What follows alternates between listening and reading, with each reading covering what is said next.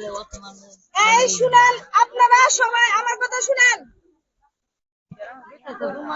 আপনারা সবাই আমার কথা শুনেন। দেশের জন্য আপনারা কি দেশের টাকা বিদেশ পাচার করা হচ্ছে, আপনারা কি এই টাকা ফেরত আনার জন্য কি আপনারা কি আমার সাথে একমত? আপনাদের ঋণ দেওয়ার জন্য আপনাদেরকে আমি এই কথা জিজ্ঞাসা করতেছি, আপনি কি একমত? আপনাদেরকে ঋণ দেওয়া হবে আইন পাশের মাধ্যমে, বুঝছেন? জাতীয় সংসদের মাধ্যমে, বুঝছেন?